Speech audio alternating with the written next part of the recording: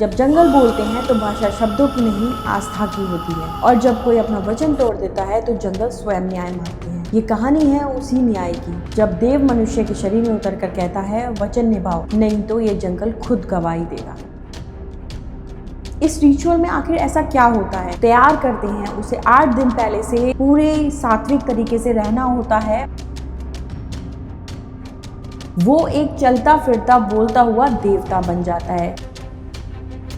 पंजरुली नाम का मतलब है सुअर का बच्चा, बोर बेबी। पंजरुली एक दयालु देवा है, वो एक रक्षक हैं, वो खुशहाली लाते हैं और अपने भक्तों की समस्याएं दूर करते हैं। कौन थे गुलिका देवता? माँ पार्वती अपने हाथ में कुछ राख लेकर भगवान शिव के पास गई। उस राख में एक पत्थर निकला और वो पत्थर ही गुलिका देवता बन गया। उसके बाद भगवान शिव ने उन गुलिका देवता को धरती पर भेजा और कहा कि जो अत्याचार करेगा, जो अपने वचन का पालन नहीं करेगा, उसको तुम संहार करोगे।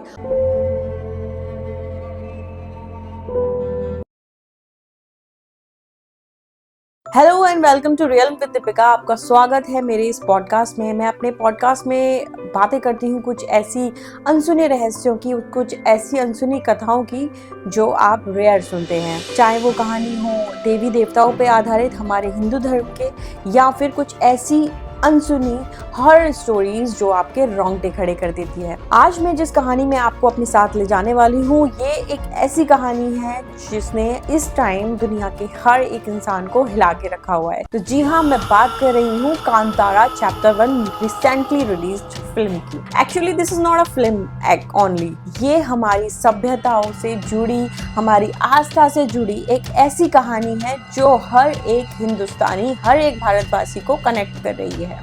और इससे जुड़े दो देवता पंजरुली और गुलिका, आखिर कौन है वो, कहाँ से आए हैं वो, कैसे उनका जन्म हुआ और क्या उनका मकसद था, अगर आप नहीं जानते हैं तो आज मैं बस उन सभी के बारे में बात करने जा रही हूँ। तो चलिए आज इस डिवाइन मिस्ट्री में उतरते हैं और जानते हैं कुछ ऐसे रहस्यों को जो आपके रोंगटे खड़े कर देंगे। तो कांतारा का आखिर मतलब क्या है? कांतारा का मतलब है जंगल। और कांतारा को आसानी से समझने के लिए हमें समझना होगा सबसे पहले उस कथा यानी रिचुअल को, जिसे भूता खोला या देव्य आराधना भी कहते हैं। इस रिचुअल में आखिर ऐसा क्या होता है? इस रिचुअल में हम एक इंसान को तैयार करते हैं, उसे 8 दिन पहले से पूरे सात्विक तरीके से रहना होता है। उस इंसान के अंदर देव को पधारना होता है और उस देव का नाम है पंजरुली देवता। पंजरुली देवता ये कर्नाटका के कोस्टल इलाकों जैसे मैंगलोर और उडुपी में मानी जाने वाली एक बहुत पुरानी प्रथा है। यहाँ भूत का मतलब भूत प्रेत या गोस्ट से बिल्कुल नहीं है। भूता का मतलब है एक दिव्य आत्मा या स्पिरिट। ये आत्माएं उस गांव की रक्षक हो सकती हैं, किसी परिवार की कुल देवी या कुल देवता हो सकते हैं, या फिर नेचर की कोई शक्ति हो सकती है। भूता खोला एक अनुष्ठान है जिसमें एक ट्रेंड कलाकार, जिसे देवा नर्तक कहते हैं, उस दिव्य आत्मा को अपने शरीर में आने का न्योता देता है। बहुत ही सुंदर मेकअप और बहुत ही प्यारी कॉस्ट्यूम के साथ उनके फेस पर येलो कलर लगाया जाता है, ब्लैक कलर यूज होता है, रेड कलर यूज होता है। इन सारे कलर्स का सिंबल हम अपने देवों से रिलेट करते हैं। और ये सारा मेकअप और कॉस्ट्यूम्स डिजाइन करने के बाद वो इंसान सिर्फ एक इंसान ही रहता, वो बदल जाता है एक देवता के रूप में। वो एक चलता फिरता बोलता हुआ देवता बन जाता है जो गांव वालों की परेशानियां सुनता है, उन्हें आशीर्वाद देता है और न्याय भी करता है। ये प्रथा कांतारा फिल्म की सोल है। जी हाँ, तो कांतारा में सबसे पहले आपने देखा होगा भूता खोला होता है, उसके बाद उसमें पंजरुली देवता आते हैं और वो गांव वालों की समस्या को सुनते हैं और उनके निवारण करते हैं। तो चलिए अब जानते हैं कि पंजरुली देवता कैसे बने, क्या थे, कैसे उनका जन्म हुआ। एक्चुअली अगर हम पौराणिक कथाओं के बारे में बात करें तो इसमें अलग अलग चीज़ें सामने आती हैं। इसमें बहुत सारे लोग बोलते हैं कि पंजरुली देवता वाराह देवता, जो कि हमारे विष्णु भगवान के 3rd अवतार थे, उनका ही रूप है, बट ऐसा नहीं है। पंजरुली तुलुनाडु के सबसे पूजनीय देवास में से एक है। पंजरुली नाम का मतलब है सुअर का बच्चा, बोर बेबी। और इनके जन्म की कहानी बहुत ही दिलचस्प है, जो कि रियल है। एक बार भगवान शिव और माँ पार्वती जंगल में विचरण कर रहे थे। वहीं पर एक सूअर ने कुछ बच्चों को जन्म दिया, जिसमें कि सारे बच्चे तो अपनी माँ के साथ चले गए, पर एक बच्चा वहीं पे रह गया और वो रोता हुआ माँ को दिखा, माँ पार्वती को दिखा, तो माँ पार्वती उसे अपने साथ कैलाश पे ले आई, उसका पालन पोषण किया। लेकिन जैसे जैसे वो बड़ा होता गया, उसने माँ पार्वती के वहाँ पे जो वन उद्यान थे, जो उनका बगीचा था, उसको नष्ट करना शुरू कर दिया। तब शिव भगवान को क्रोध आया और उन्होंने बोला, ये जो जानवर है इसको हम कुछ दिव्य शक्तियों के साथ धरती पर भेजेंगे, जिससे कि वो जंगल की रक्षा करेगा और सच्चाई का प्रतीक बनेगा। तो ये थी पंजरुली देवता की कहानी। पंजरुली एक दयालु देवा है, वो एक रक्षक हैं, वो खुशहाली लाते हैं और अपने भक्तों की समस्याएं दूर करते हैं। फिल्म कांतारा में यही वो देवा है जिनसे राजा मिलता है। वो राजा को मन की शांति का वचन देते हैं और बदले में अपने लोगों के लिए जंगल की जमीन मांगते हैं। पंजरुली का वचन सिंपल था, मैं तुम्हारे लोगों को खुश रखूंगा, बदले में तुमको ये जमीन को छोड़ना होगा। पंजरुली उस पवित्र वचन का प्रतीक है जो इंसान और प्रकृति के बीच होता है। लेकिन तब क्या होता है जब वो वचन टूट जाता है? तब आते हैं उनके साथी गुलिगा देवता। कौन थे गुलिगा देवता? लोक कथाओं के अनुसार इसमें भी कई डिफरेंट कहानी आती हैं जो कि अलग अलग तरीके से लोग बताते हैं, लेकिन मैं आपको बताती हूँ इसकी पीछे जो एग्जैक्ट कहानी है वो ये है। माँ पार्वती अपने हाथ में कुछ राख लेकर भगवान शिव के पास गई।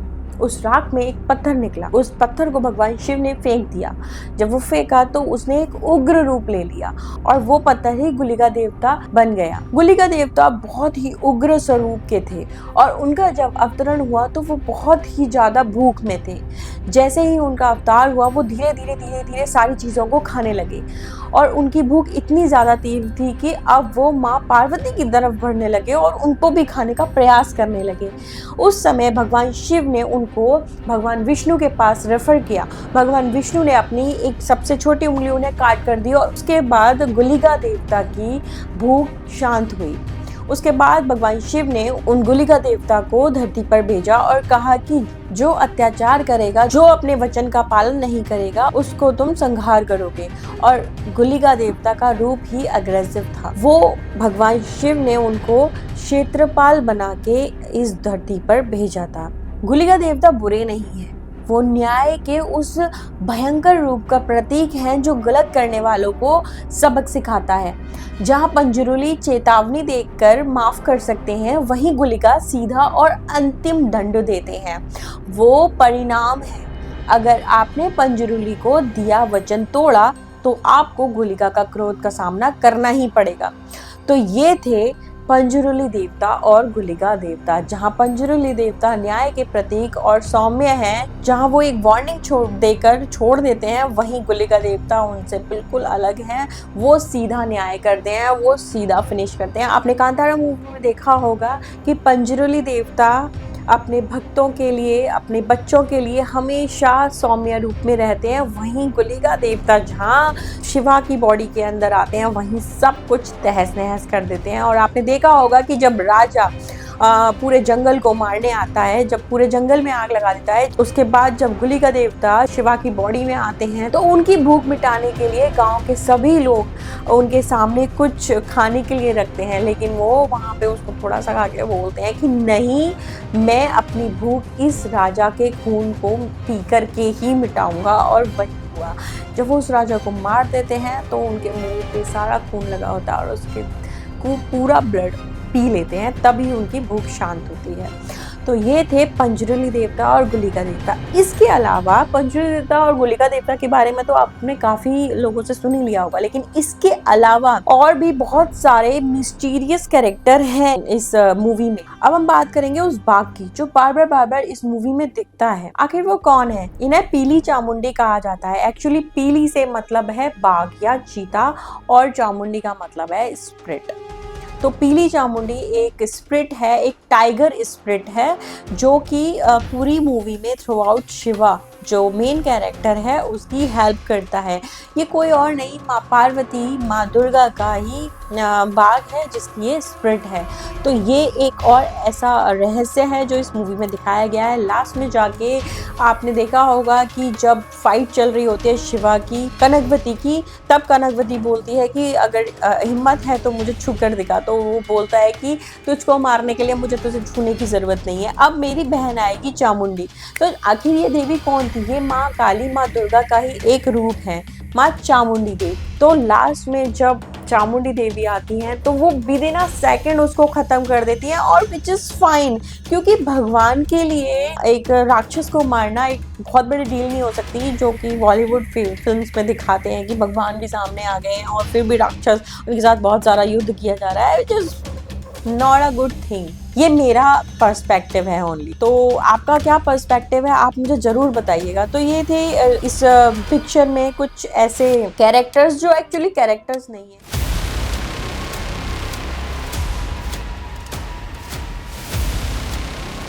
आज मैं आपको एक ऐसी कहानी सुनाने जा रही हूँ जो आपकी रातों की नींदें उड़ा सकती है। ये एक सच्ची घटना पर आधारित कहानी है। सच्ची घटना पर आधारित बोलूँ या ये सच्ची कहानी है जर्मनी की एक लड़की की। एक ऐसी लड़की जो भगवान में सबसे ज़्यादा विश्वास करती थी। 16 साल की उम्र में सबसे ज़्यादा चर्च में जाने वाली लड़की और भगवान पे सबसे ज़्यादा फेथ करने वाली लड़की। कुछ साल बाद कुछ ऐसा हुआ उसके साथ कि उसकी बॉडी पर एक नहीं, दो नहीं, 6 आत्माओं का वास हो गया। 67 एग्जॉर्सिज्म उसके ऊपर किए गए। एग्जॉर्सिज्म से मतलब मेरा ये है कि वो क्रियाएं जिनसे भूत प्रेत हटाए जाते हैं या जो भी तंत्र मंत्र किसी भी शरीर पर किए जाते हैं भूत प्रेत को हटाने के लिए, that is called exorcism in English language. So उस लड़की पर 67 एग्जॉर्सिज्म किए गए, जिसके बाद उसकी बॉडी एक जिंदा लाश जैसी बन चुकी थी।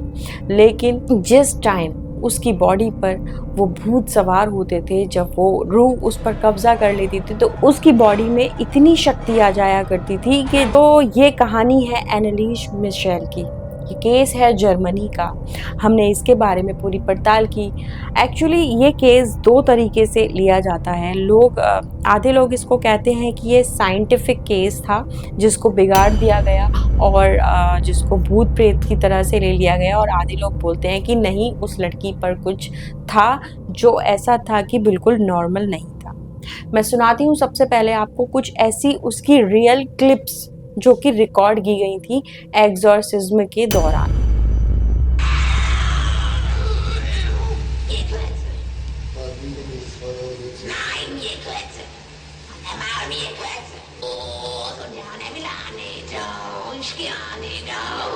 Sind wir schon 3?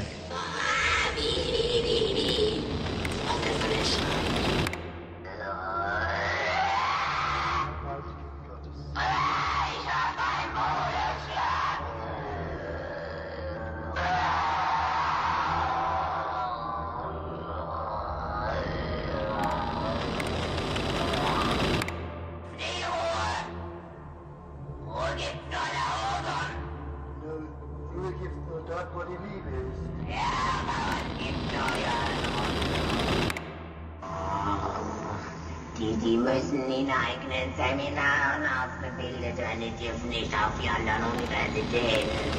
Kapiert?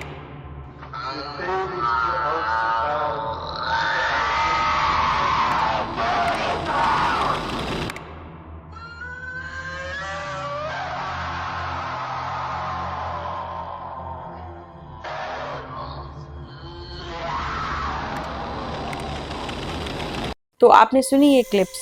First, Lucifer, शैतान खुद। सेकंड, चेन, वो जो बाइबल में अपने भाई एबल का खून करता है। जुडास इस्कैरियोट, जिसने क्रिस्ट को बिट्राई किया था। नैरो, रोम का क्रूअल एम्पायर। हिटलर, जिसका नाम सुनते ही खून जम जाता है। फ्लैशमैन, एक डिसग्रेस्ड प्रीस्ट जिसने कभी चर्च ने रिजेक्ट किया था। सो ऐसी क्लिप्स हैं, अगर आप रात में इस पॉडकास्ट को देख रहे हैं तो आपकी नींदें उड़ा सकती है।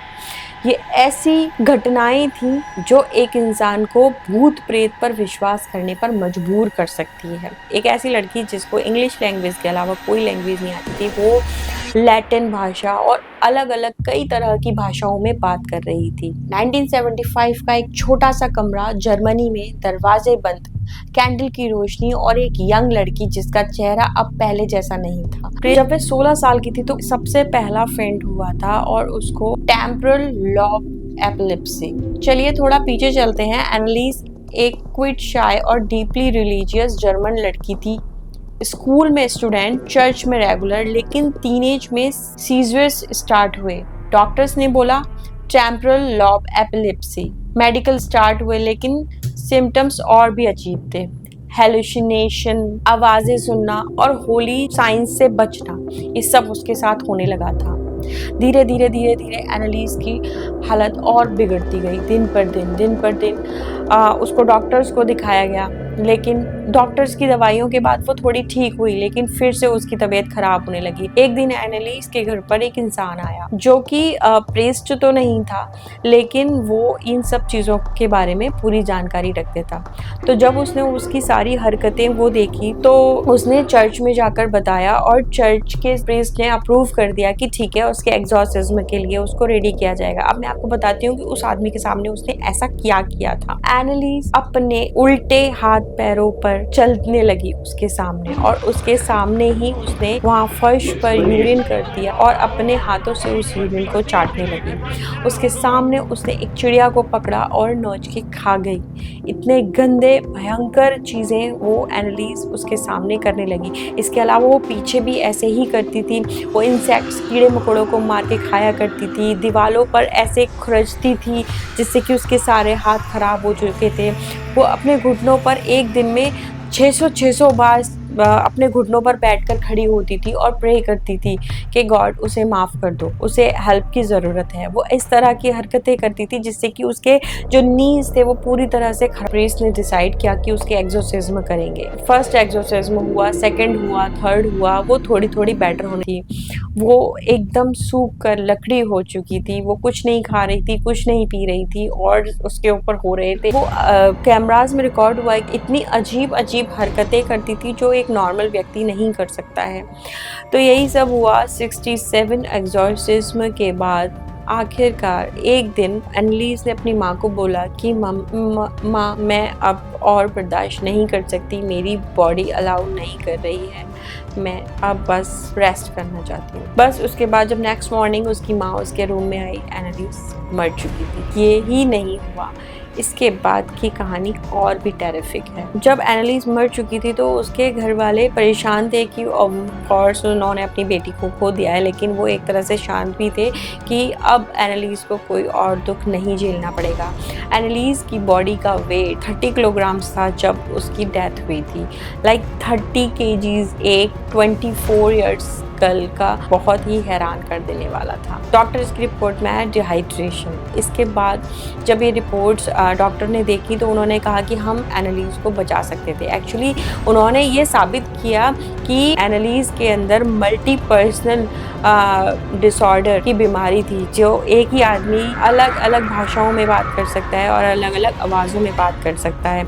इस तरह की उसके अंदर परेशानी थी। डॉक्टर्स ने बोला कि अगर ये डॉक्टर्स के पास केस रहता तो हम एनालिस को बचा सकते थे, और एनालिस ने खाना पीना भी नहीं खाया था, इसलिए उसकी बॉडी इससे ज़्यादा सर्वाइव नहीं कर पाई। तो ये थी एक साइंटिफिक वैल्यू इस केस की। इसके बाद कोर्ट में केस चला जिसमें दोनों प्रीस्ट और उसके मदर फादर के ऊपर केस डाला गया, और कुछ टाइम बाद उनको कुछ फाइन देकर और कुछ टाइम के बाद रिलीज कर दिया गया। इसके बाद की कहानी ये थी कि उसकी माँ की जो एक नेबर थी, उन्होंने बोला कि एनालिस की बॉडी अभी भी वहाँ पे जो उसकी ग्रेव बनाई गई थी उसके अंदर सेफ है, वो मरी नहीं है, और वो जो शैतान थे वो अभी भी जिंदा है। वो जो शैतान अभी भी उसकी बॉडी को सड़ने नहीं दे रहे। तो हुआ क्या, उसकी ग्रेव को खोदा गया, पर थैंकफुली वो उसकी बॉडी जो थी वो बिल्कुल सड़ चुकी थी, जैसे कि नॉर्मली बाकी लोगों के साथ भी होता है। तो ये था एनालिस मिशेल का केस, जिसके ऊपर एक मूवी भी बन चुकी है, और ये रियल फुटेजेस पूरी यूट्यूब इंटरनेट पर भी हैं। क्या था ये, साइंटिफिक या फिर पैरानॉर्मल? आज भी ये गुत्थी सुलझी नहीं।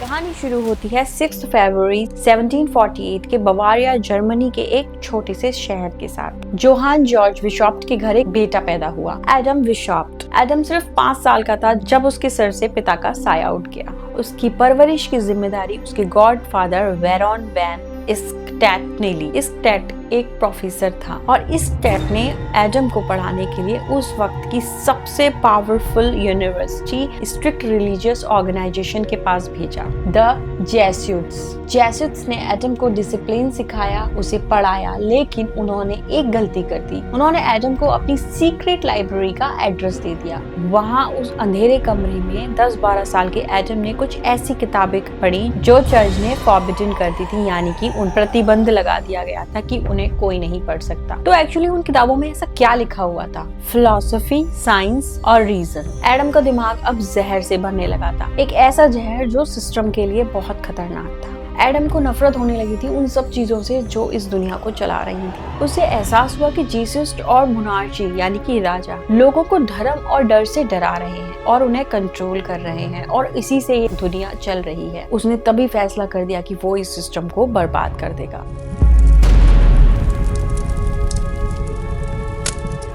एडम बिशॉप बड़ा हुआ, वो ब्रिलियंट था। सिर्फ 20 साल की उम्र में वो लॉ का डॉक्टर बन गया और 27 साल की उम्र में वो उसी यूनिवर्सिटी की इंगोस्टैंट में कैनन लॉ का प्रोफेसर बन गया। ये एक बहुत बड़ी बात थी क्योंकि सदियों से ये पदवी सिर्फ एक जेसुइट को मिली थी। एडम ने उस सिस्टम में पहला डेंट मार दिया था, लेकिन वो खुश नहीं था। वो मैनिपुलेटिव था, वो क्रूअल था। उसे लगता था कि उसके आसपास के लोगों में दिमाग नहीं है, वो बिना दिमाग से काम करते हैं और सिर्फ जो सिस्टम उनसे करवाता है डर और दहशत में वो करते चले जाते हैं। एडम रोक लगाना चाहता था इन सभी बातों पे और इसी के चलते उसने अपनी एक सीक्रेट सोसाइटी संस्था की नींव रखी। उसके लिए उसे एक ऐसी टीम चाहिए थी जो बिल्कुल उसके जैसे सोचे, जो रीजन को भगवान से ऊपर मानते हो।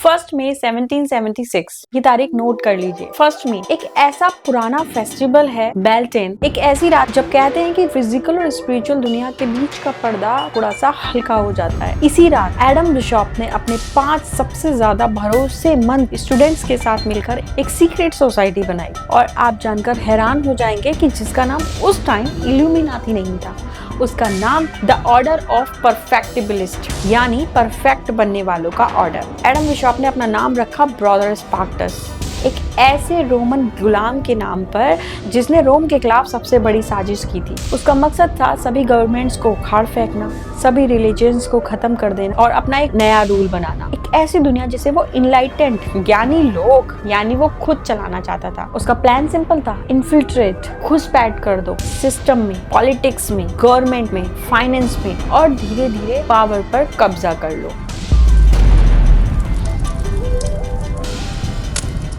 बिशॉप का ऑर्डर किसी दोस्ती या भाईचारे पर नहीं बल्कि कंट्रोल पर बेस्ड था। वो अपने मेंबर्स की जासूसी करवाता था। हर एक मेंबर को अपने सीनियर और अपने जूनियर की जासूसी करनी होती थी, उन्हें एक दूसरे पर रिपोर्ट लिखनी होती थी। उसने एक ऐसी हायरार्की बनाई थी, एक ऐसा पिरामिड बनाया था जहाँ नीचे वालों को पता ही नहीं होता था कि आखिर ऊपर है कौन और कौन हमें चला रहा है, क्या सिस्टम है, क्या प्लान है। और उसकी फिलॉसफी बहुत खतरनाक थी जिसका मानना था the ends justify the means. मतलब अगर आपका मकसद महान है, जैसे कि आपको दुनिया पर रूल करना है, तो इसके लिए कुछ भी गलत नहीं है, ना झूठ बोलना, ना किसी को धोखा देना और यहाँ तक कि किसी की हत्या कर देना या किसी को मार देना, वो भी उसके लिए गलत नहीं था। तो यही थी एडम बिशॉप की फिलॉसफी उस सीक्रेट सोसाइटी को बनाने के बाद, यही थे उसके सीक्रेट रूल्स। कुछ टाइम बाद बावेरियन गवर्नमेंट ने सीक्रेट पेपर्स को जब्त कर लिया। तो एक और शॉकिंग चीज सामने आई जिसमें जस्टिफाई किया हुआ था सोसाइटी को। बिशॉप का मानना था कि अगर अपनी लाइफ से खुश नहीं हो और अगर आप सोसाइटी में किसी ऑर्डर के काम नहीं आ रहे हो तो आप सुसाइड कर सकते हो। मतलब सुसाइड को कोई कैसे जस्टिफाई कर सकता है, पर बिशॉप ने किया था। वो इंसानों को इंसान नहीं समझता था, वो इंसानों को समझता था एक टूल।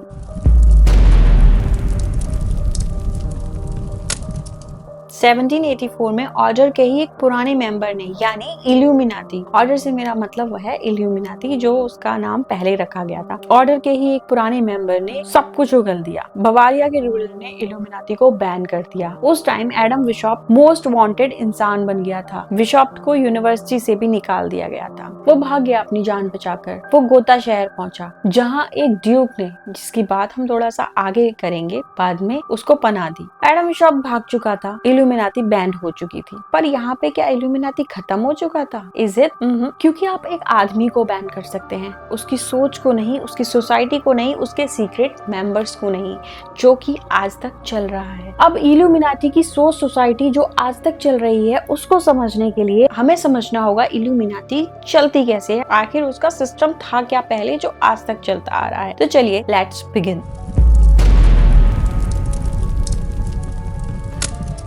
बिशप ने एक परफेक्ट मशीन बनाई थी जिसके 4 आधार थे। अब मैं आपको चारों को समझाऊंगी। इसमें फर्स्ट था द मेंबर्स। इल्यूमिनाती जिसको आप आज भी जानते हैं, आपको पता चला होगा, काफी लोग के बोलते हैं कि हमें इल्यूमिनाती का कॉल आया या हमें इल्यूमिनाती सपने में आया, ये वो ब्ला ब्ला ब्ला, बहुत सारी कॉन्स्पिरेसी थ्योरीज इसके लिए हैं। लेकिन सच में इल्यूमिनाती उस टाइम, आई मीन टू से एडम बिशप ऐसे मेंबर्स को चुनता था जो सत्ता में हैं, जो लोगों को इन्फ्लुएंस कर सकते हैं। उसका मानना था कैच द कैचर्स, उन लोगों को पकड़ो जो दूसरों को कंट्रोल कर सकते हैं। उसने फ्रीमेंसरी को इन्फिल्ट्रेट किया और वहां से सोसाइटी के क्रीम दे ला क्रीम को चुना। राइटर्स जैसे कि जर्मनी के मशहूर राइटर्स, पॉलिटिशियंस, ड्यूक यानी कि जिसकी बात मैं अभी पहले कर चुकी हूँ, जिसने एडम को पनाह दी जब वो बवारिया से भाग गया। पॉलिटिशियंस, ड्यूक्स, राइटर्स, ऑथर्स, ऐसे सारे लोग जो सत्ता में थे, जो लोगों को इन्फ्लुएंस कर सकते थे, उन पे अपना कंट्रोल कर सकते थे, सिर्फ उसने उन ही लोगों को अपनी सोसाइटी में लिया। और आज भी अगर आप देख सकते हैं तो इल्यूमिनाटी में कोई ऐसा व्यक्ति नहीं मिलेगा जो बहुत लाइट हो या जिसका इन्फ्लुएंस ना हो। सिर्फ आपको ऐसी पर्सनैलिटीज मिलेंगी जो कि दूसरों को इन्फ्लुएंस करती हैं, जिससे कि एक बहुत ही चर्चित हस्ती का नाम मैं ले देती हूँ आपके सामने। हनी सिंह ने खुद एक पॉडकास्ट में बताया था अपने बारे में, और आप जानते हैं हनी सिंह क्या है।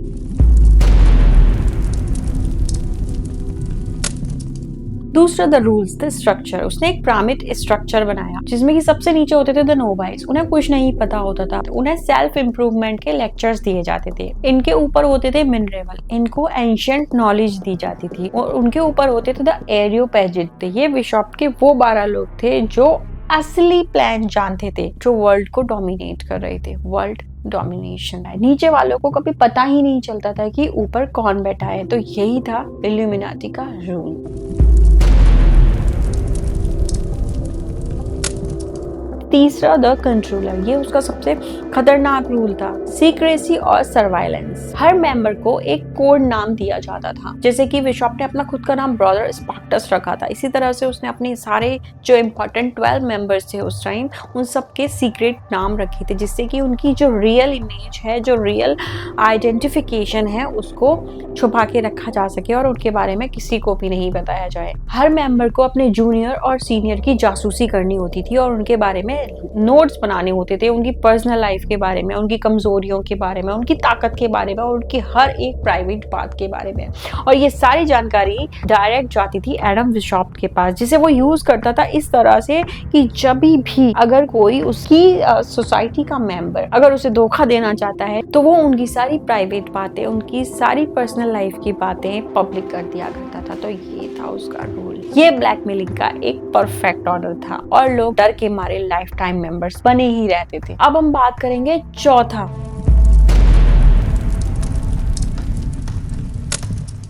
जो है द सिंबल्स। आपने देखा होगा इल्यूमिनाटी के आज भी लोग सिंबल्स बनाते हैं। उन्होंने सिंबल्स का इस्तेमाल किया जो आज भी उनकी पहचान बना है। First the owl of Minerva, second the all seeing eye, एक ऐसी आई जो एक पिरामिड पे बनी हुई है और एक ही आंख है जो कि सारा सिस्टम देख रही है और सारे सिस्टम को चला रही है। तो ये थे इल्यूमिनाटी के कुछ रूल्स।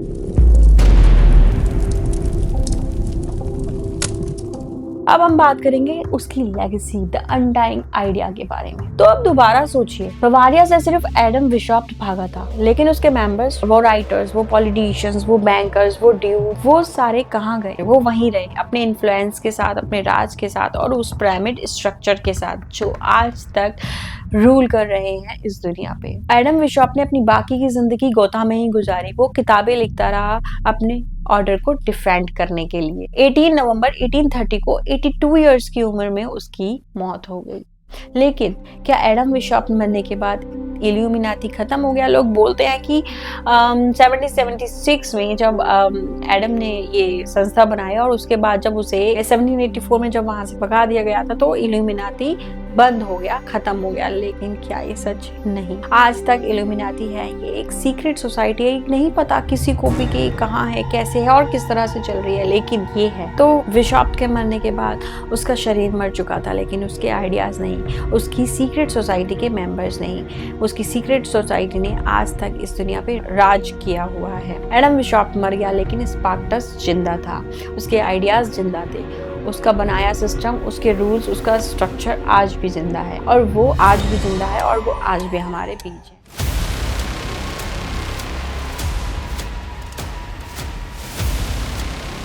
आज मैं बात करने जा रही हूँ वो बहुत ही डार्क होने वाली है और आपकी डेली लाइफ के बहुत करीब होने वाली है। तो हेडफोन्स को टाइट कर लीजिए और चलिए आगे बढ़ते हैं।